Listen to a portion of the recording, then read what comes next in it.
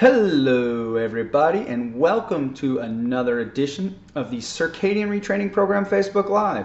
Surprise, surprise, today I've decided that I'm going to release kind of an example of what we do on Facebook Lives to YouTube, Facebook, and the HackYourGut.com blog audience, just to give you a general idea of what we do here. I initially thought when I was doing Circadian Retraining Program, I'm going to make it kind of as a book, but I didn't like that idea, because I like interacting with people. I like the idea of improving my book over time, or my program over time. I thought if I just did a book, that it would just kind of be there, it'd be blah, and then I wouldn't really get to interact with people and help them tweak it. And additionally, I learned so much from the people that are in the group and people who I've worked with. There's no better teacher than experience and working with more people. I just really like. I don't like the idea of just writing a program and then not kind of interacting with people. So with the Circadian Retraining Program, I basically decided, you know what, I'm going to make this more like a class. It's 16 modules. They're PowerPoint presentations and a couple of videos, around 16 hours of video, and it's basically just like if you were to take a class on, let's take the information of circadian rhythms and how do I use that to make my life better, to make my health better, to prevent chronic disease, to reverse chronic disease, and to promote longevity. So that was the idea behind the program. The program started just a few hours, and now it's essentially just a giant 16-hour class on circadian rhythms. And when you kind of do something like that, you think, okay, this is how I've laid it out, done my video modules, my PowerPoint presentations, and then somebody listens to it and they're like, well, what about this? Does this matter? Or, hey, you mentioned this, but could this be done too? And just really excellent, insightful questions come about in the Facebook group. So what I try to do is when that happens, I try to generate material based off of the discussions that are going inside the group. People will ask questions, well, do you think this is useful? Do you think this specific product is useful? Do I really need to block blue and green light? Things of that nature, from doing time-restricted eating, when's the best time to stop eating, things like that, and just things that may differ on the individual level. I don't think there's a cookie-cutter approach. Those things get brought up in the group, and then I kind of translate them into teaching moments that I can put on the Facebook Live. Additionally, I take studies that come out on circadian rhythms, I break them down as deeply as I can, make them as layman's as possible, and then I convert it into a format where you could take this and apply it to your life and see benefit. I also do the same thing with the HackYourGut.com blogs. I'm trying to get out of the business of writing 4,000 or 5,000 word blogs on things. I just try to get the science out there, and then I kind of, if people have questions in the group, and even if they don't and I know something will benefit them, I kind of crank it out into something that we discuss inside these Facebook Lives. And then finally we do challenges. That's where the Stop Leaky Gut Challenge initially came from. It was just people who were in the Circadian Retraining Program like, you know what, a lot of these people are here for gut health issues. If I can simply just take the most important factors that are related to gut health and put them into a program and put them into a do this format, it will be great. So I did that and people got amazing results. So I turned it into a program. I got another one, probably not the next challenge, but the challenge after that's going to be a weight loss challenge. Because it's extremely important to be A, of healthy weight, and B, have habits that promote a healthy weight in order to optimize your circadian rhythms. I'll talk about that a little later, but we have a completely different challenge coming up, and I'll be discussing that more towards the end. So my interview starting next week is with Jennifer Crystal. That will be recorded, YouTube, or YouTube, put on Facebook as well, as it always is. I'm going to convert it into a blog and probably put some notes in there.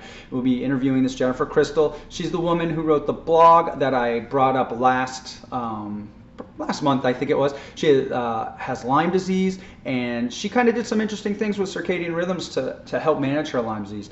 She has a book coming out on Lyme disease and how to live with it, and she's the author of several blogs on the Global Lyme Alliance. Basically, the first one was called Falling Back. It's not real.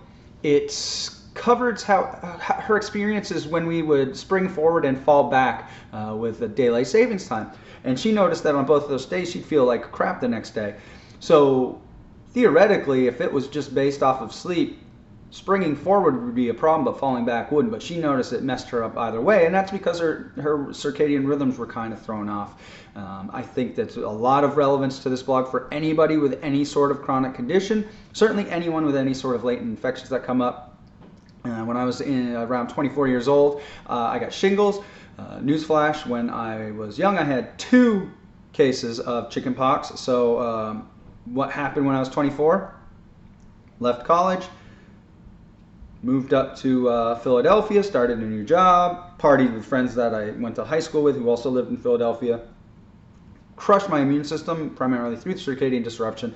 So, you know, I think this is stuff that people who really want to be healthy really need to focus on. And I think Jennifer's experience with Lyme disease basically hits it right out of the park. And her falling back article, It's Not Real, is great. And there's another one she has, Scheduling Life with Lyme Disease, about how important it is to have a schedule to stick to, as well as a basically really good sleep hygiene, which is sort of the focus of that blog. And it's something that I've covered in Circadian Retraining program, because a lot of people think they're just going to block blue light and time restricted eat and their sleep's going to be fine, but there's a lot of stuff you can do between the hours of the end of dinner and bedtime that can really jack up your sleep. Circadian rhythms aren't the only thing that affect your sleep. There is also something called a homeostatic drive for sleep, basically related to how long it's been since you've slept last, as well as the amount of energy you've used between those times.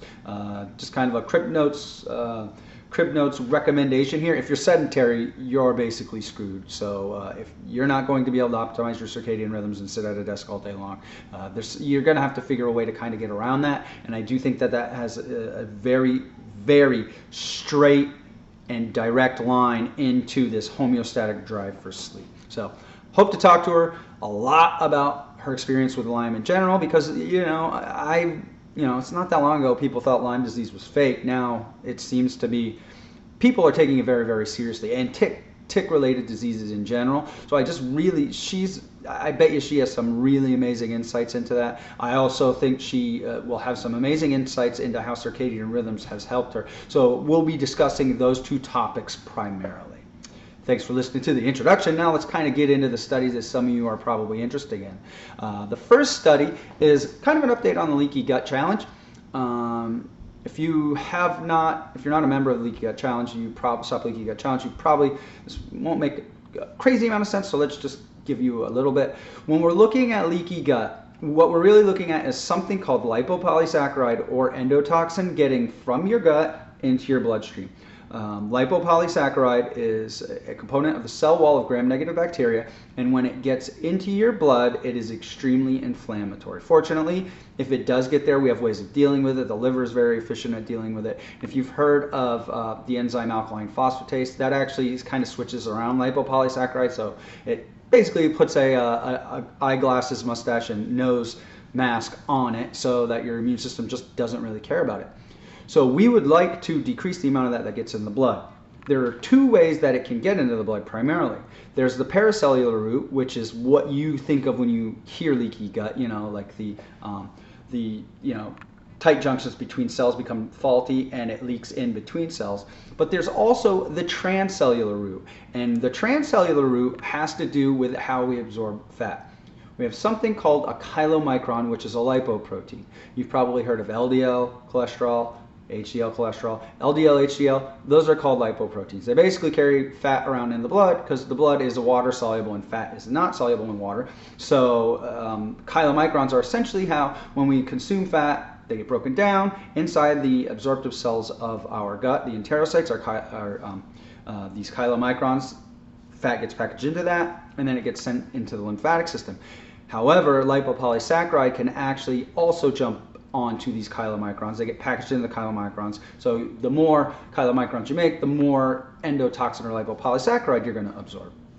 So there was a study published, it was a review, how can we lower chylomicrons? Now, if you're thinking the study specifically about leaky gut, it's not. This study is about probably more about decreasing cardiovascular disease, because chylomicrons and LDL cholesterol, low density lipoproteins, are 2 types of lipoproteins along with VLDL, very low density lipoproteins, that contain something called ApoB, apolipoprotein B.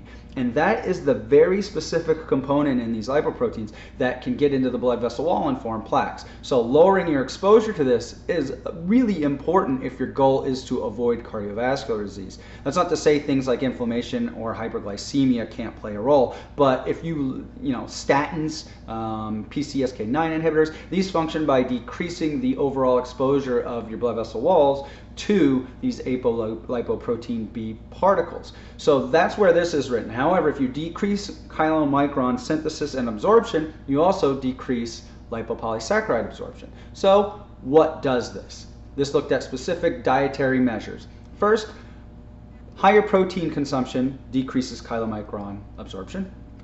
Specifically whey protein with a meal. So if you're consuming a meal where you may overconsume, or not overconsume, overabsorb chylomicrons, then in this meal, if it also has whey protein, that will lower the amount of chylomicrons that you make. Second, soluble fiber intake, specifically wheat and oat fiber. They both lower chylomicron absorption, synthesis and absorption, and I think this is an important thing to consider. Now, if you have a problem with wheat, if you have celiac disease or non-gluten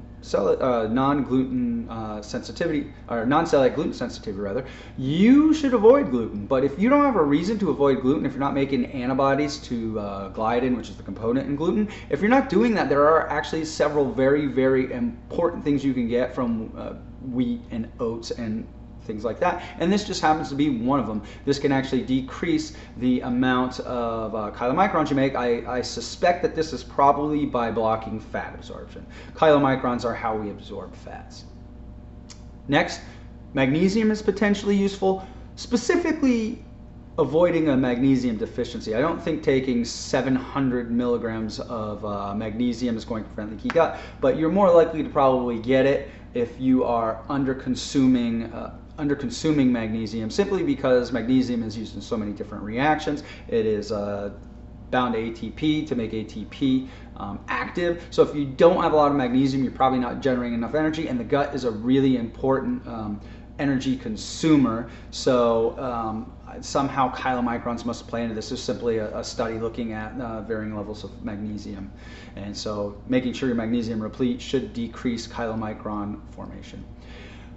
Calcium and polyphenols. Polyphenols meaning these things that are often thought of as antioxidants, the things that give vegetables their color. Consuming calcium and polyphenols are also useful for lowering chylomicron formation. I'm going to guess again with the calcium. Calcium will bind to fat, and that could, in theory, decrease fat absorption. However, zinc depletion may actually be useful also, but that's a very, very low amount of data for those three things.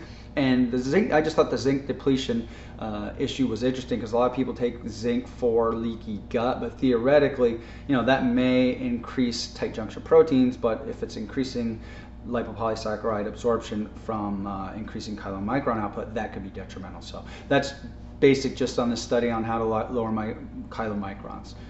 Next is a study on passive stretching, and what they found was passive stretching lowers blood glucose levels. Very interesting. Passive stretching is not like stretching yourself, like bending over and touch your toes. Passive stretching is laying on your back and having somebody stretch you. So they compared passive stretching to passive movement. And what they found was that people who were passively stretched had a substantially lower blood glucose level than those who were just given passive motion, which I think is interesting on two accounts. First off, these people had type 2 diabetes, and the drops were pretty quick.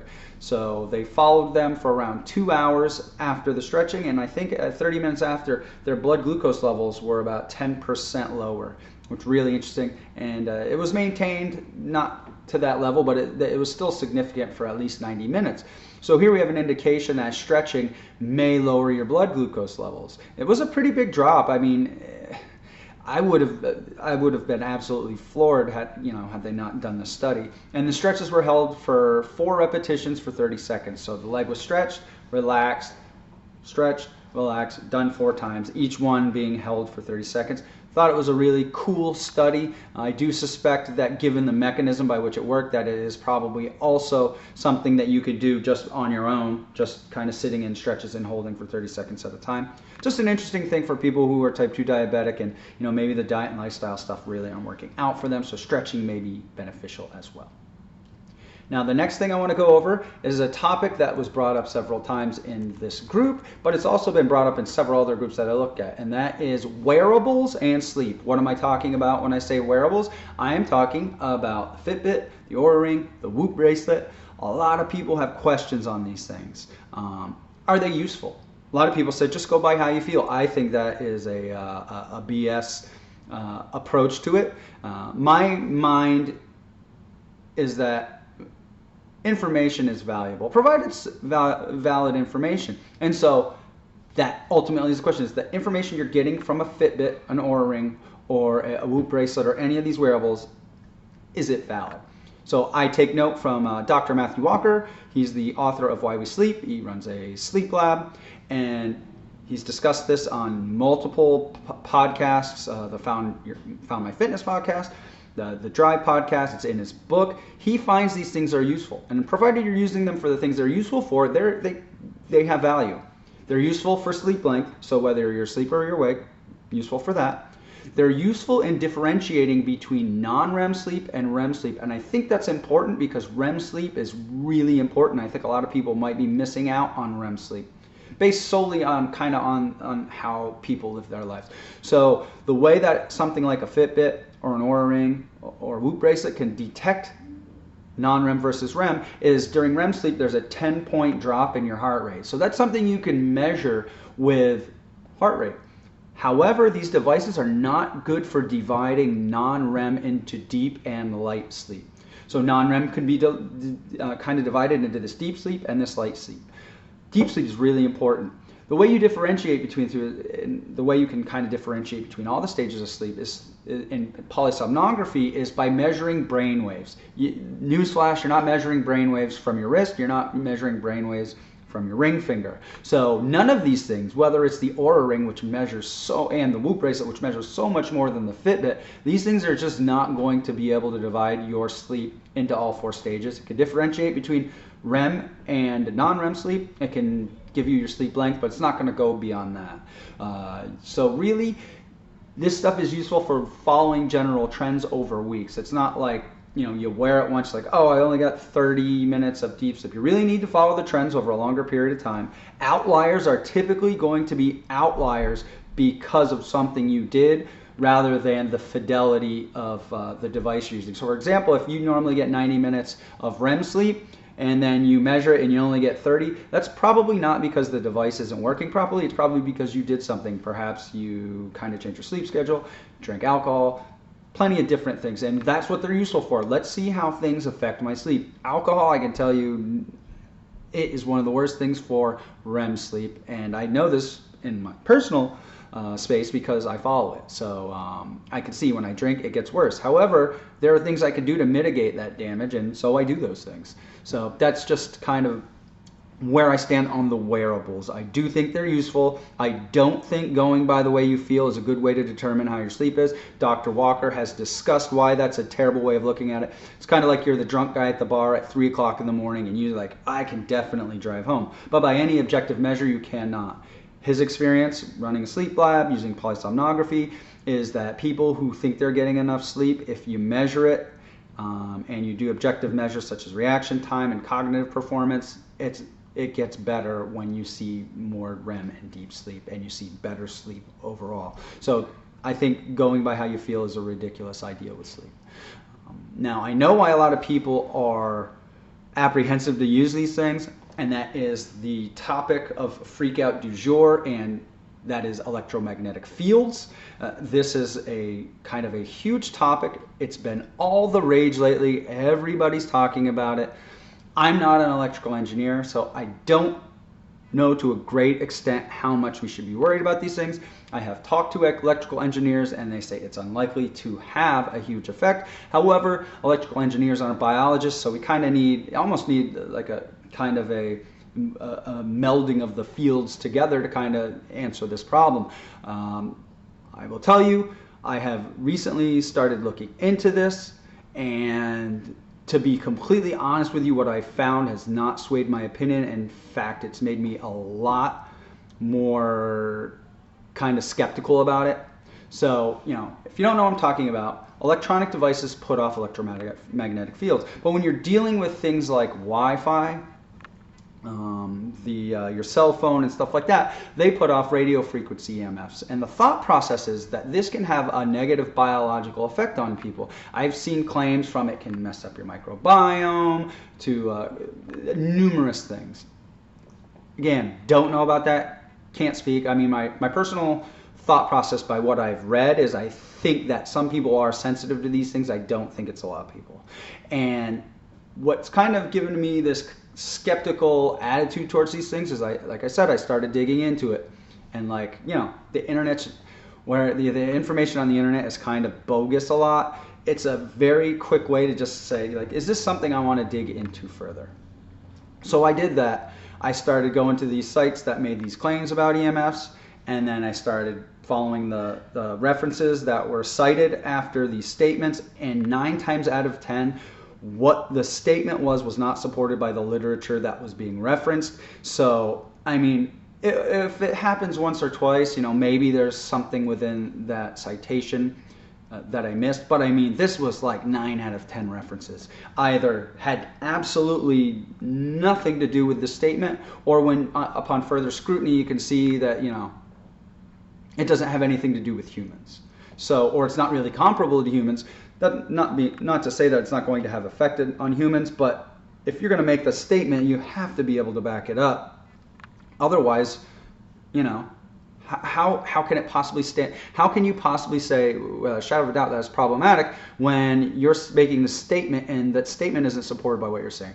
So, long story short, for those of you in the program, I'm going to be going through the non-tinfoil hat guide to EMFs. I have a copy of it, haven't had a chance to read it yet. I'm going to be doing this sooner rather than later to see if the statements within this jibe with the literature. I'll report back to you, let you know what I think of this. I've seen, now I will say that author in particular, I haven't gone over a lot of things. The only thing I went through that he had referenced, the references weren't listed on the website, so I'm just going to go through the book. It's easier.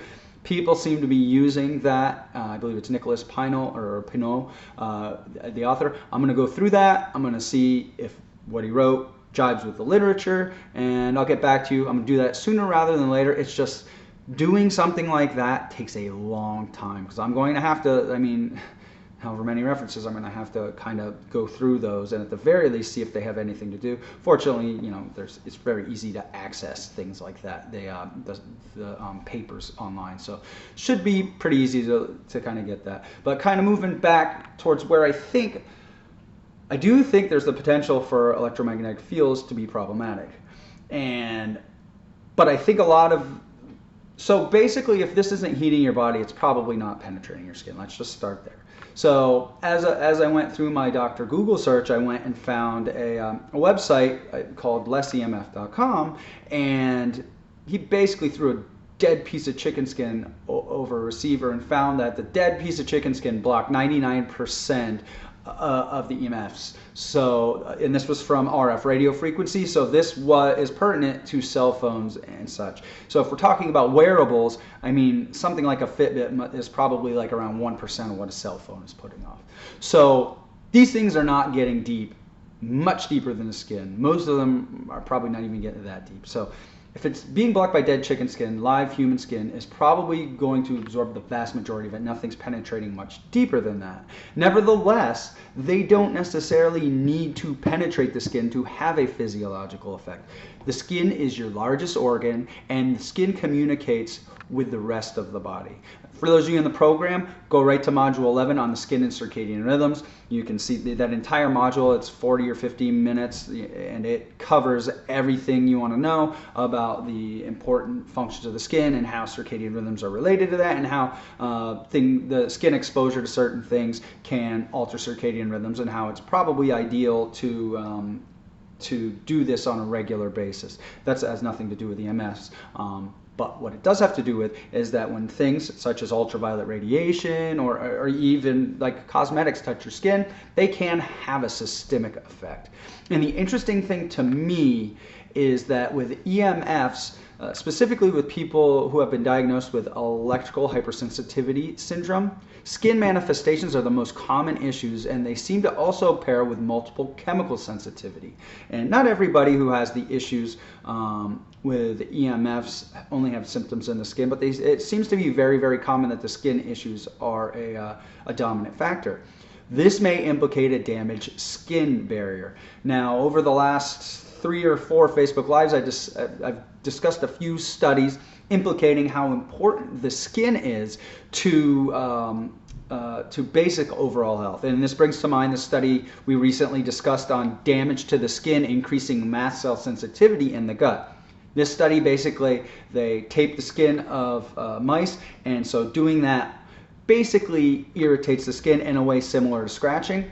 And what they found was there's a very specific cytokine released from the skin when you did this, when you did the skin taping, and what ended up happening was the cytokine traveled to the gut, and it made the gut increase the number of mast cells there, which increased the sensitivity of the gut and could lead to an increase in mast cell activation or degranulation, which would increase histamine release and cause gut problems. So here we have a very clear indication that what's going on in the skin is going to have an effect on the gut. Another study that comes to mind was one where they used a moisturizer which is specifically designed to mimic the skin barrier, and by using this moisturizer that's based on the lipid content of the skin, by repairing the skin using this moisturizer, they were able to decrease systemic inflammation markers that indicated inflammaging in older people. Inflammaging is kind of the term we use for the inflammatory profile found in older people. Obviously, you see in older people, their skin seems to be more damaged. By using this moisturizer, they were actually able to decrease systemic inflammatory markers in these older people. Super interesting, again, showing that the skin is really, really important to what's going on in the rest of the body. What does this say to me about EMFs or electrical hypersensitivity and the role the skin plays? It indicates that strengthening the skin and making it healthier may be able to reverse electrical hypersensitivity, or at the very least there are specific genetic and environmental factors in the skin that may predispose somebody to electrical hypersensitivity syndrome. Just a quick crib note, I think this probably indicates that sulforaphane, which is I don't think polyphenols is the proper term, but it is the component in broccoli sprouts which activates the NRF2 pathway. Very, very important pathway. I suspect that this could be used as a beneficial way to kind of reverse some of the effects from EMFs in people with electrical hypersensitivity syndrome, specifically because sulforaphane basically causes a program that will help the skin become a stronger barrier. Let's just say that. It's been used not as a sunscreen, but it's been used topically as a way to prevent the damage that comes from ultraviolet radiation. So theoretically, sulforaphane could be useful for this. But I just think that something that really is very, very interesting to me is that people with electrical hypersensitivity syndrome tend to have fairer skin. And what we know about lighter skin is it tends to be weaker, it's more permeable to things, it's less acidic, it secretes fewer antimicrobial peptides, and it probably has a completely different microbiome than darker skin. So this, again, this could mean that there are genes at play as well as the skin microbiome may prime someone towards electrical hypersensitivity syndrome. But theoretically, if we can change this, how do you make fairer skin dark? You tan. Theoretically, that may kind of pull you away from that. And it's just really cool that two of the only countries that recognize electrical hypersensitivity syndrome are Sweden and Norway, and you don't get much fairer than Sweden and Norway in terms of their the fairness of their skin. And I was just reading actually an EMF study that was done by a doctor at Karolinska University, and his opinion seemed to be that almost entirely a skin-related issue. Doesn't mean it can't have systemic effects, but if we can address the skin part, perhaps that can affect the rest of the individual. So, Now on to the challenge. For those not in the group, we occasionally do challenges to help identify habits that we can implement to improve our health and that we can adopt to correct problems or optimize function.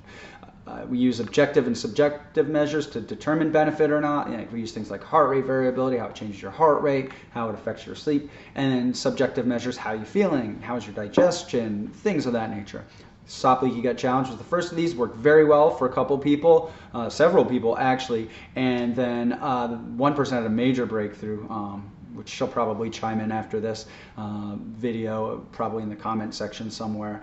But basically, the Stop Leaky Gut Challenge is a huge challenge. There's like 17 variables, and she identified the variable that was holding her back. For some people, it's only one thing, or for some people, they get everything else right, and they're just waiting for that one thing to nudge them over. And that's kind of the goal with these challenges. Another challenge we did was a sleep hygiene challenge. The goal was to optimize our wind down period before bed to help us get into a better state before we sleep. People saw really good benefit from that.